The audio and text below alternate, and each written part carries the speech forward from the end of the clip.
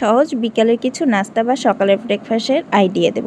এর জন্য আপনারা এখানে কিছু তেল স্প্রে করে তাতে ফ্রোজেন পরাটা নিয়ে ভেজে তার ভিতরে ডিম দিয়ে সুন্দরভাবে ভেজে নিতে হবে। এরপর সেই রুটিটা উল্টা পাশ করে তার উপরে সস আর মেয়োনিজ দিয়ে সুন্দরভাবে আরও কিছুক্ষণ ভেজে লেটুস পাতা আর ভাজা সসেস দিয়ে চেপে নিতে হবে।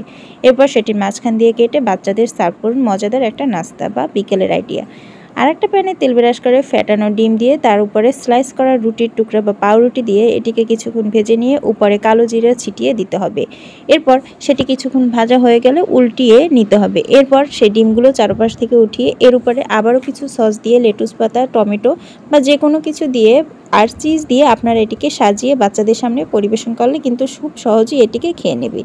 আর এর সাথে এরকম যে কোনো এক পদের সস বা যে কোনো স্যুপ বা ডিম হিসাবে দিতে পারেন অন্য যে কোনো আইডিয়া। আরেকটা প্যানে এরকম তেল ব্রাশ করে আবারও কিছুটা ডিম দিয়ে সুন্দরভাবে এর উপরে বেবিকর্ন, চিজ দিয়ে এটিকে সুন্দরভাবে ফোল্ড করে নিতে হবে। এরপর বাকি ডিম দিয়ে আবার সেই অংশটুকু ফোল্ড করে নিতে হবে। এরপরে এভাবে কিন্তু প্রত্যেকটা অংশ নিয়ে সুন্দরভাবে কেটে নিয়ে উপরে সস আর মেয়োনিজ দিয়ে সুন্দরভাবে ওদেরকে সাজিয়ে দিন। দেখবেন ওরা ঝটপট ডিমগুলো খেয়ে নেবে।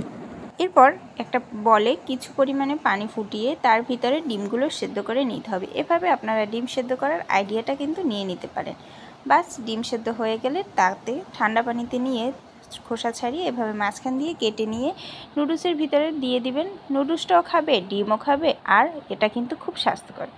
এরপর কিছু ফ্রোজেন মোমো নিয়ে সেগুলো সামান্য পানি দিয়ে ঢেকে রাখতে হবে।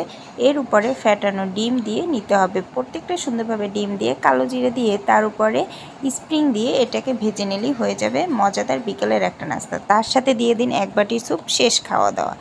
এরপর একটা বাটিতে দুটো ডিম ভাজা নিয়ে নিতে হবে। এরপরে কিছু মাংসের টুকরো ভেজে নিতে হবে। এখানে চিকেন নেওয়া হয়েছে। এরপর সেই মাংসের টুকরোর জন্য এখানে একটা পাউরুটিকে সুন্দরভাবে সাজানো হয়েছে। আর এভাবে কিন্তু আপনারা বিভিন্ন রকমভাবে বাচ্চাদের সামনে খাবারটাকে যত সুন্দরভাবে প্রেজেন্ট করবেন ওরা কিন্তু তত সুন্দরভাবে খাবারটা তাড়াতাড়ি শেষ করবে। এই দিয়ে দেখুন একটা ফ্রোজেন পরাটা নিয়ে এখানে ডিম যে কোনো সবজি দিয়ে এভাবে ফোল্ড করে ওদের সামনে দিন। এটা ওরা মজা করে খেয়ে নেবে। তখন আর আপনাদের কিন্তু ঝামেলা হবে না। এভাবে টক দইটাকেও সাজিয়ে দিন।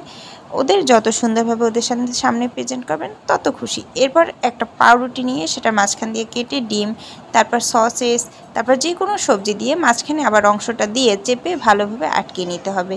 দুইও পাশ ভালোভাবে ভেজে নেওয়া হয়ে গেলে সুন্দরভাবে মাঝখান দিয়ে কেটে ওদের সামনে দিয়ে দিন। ওদের কেন, বড়রাও এটা খেতে কিন্তু খুব পছন্দ করবে। সাথে দিয়ে দিন এরকম মজার একটা স্যুপ বা পানীয় কিছু। আরও কিছু রেসিপি কি শেয়ার করবো নাকি?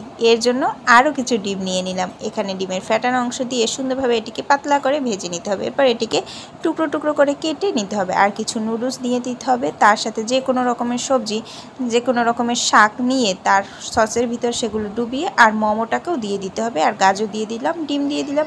বাস রেডি ঝটপট নাস্তা। আর এর সাথে কিছু ভাজা মুরগির মাংস দিয়ে দিন। আর একটা প্যানে কিছু ব্রোকলি আর ডিম ভাজা নিয়ে নিতে হবে। এরকম করে এটাকে ভেজে নিয়ে তার সাথে আরও কিছু ফ্যাটানো ডিম দিয়ে এটাকে সুন্দরভাবে ফোল্ড করে নিতে হবে। বাস এটি নামিয়ে টুকরো টুকরো করে কেটে এর উপর সুন্দর সস দিয়ে ওদের সামনে পরিবেশন করুন। বাচ্চারাও খেতে মজা পাবে আর আপনারও মনের শান্তি হবে। বাস আর কি শেয়ার করলে আপনারা খুশি হবেন আমাকে বলবেন।